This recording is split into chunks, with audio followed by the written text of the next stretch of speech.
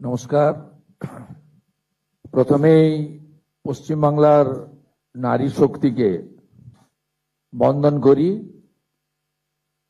এবং জাগ্রত নারী শক্তিকে প্রণাম করি। গোটা রাজ্যের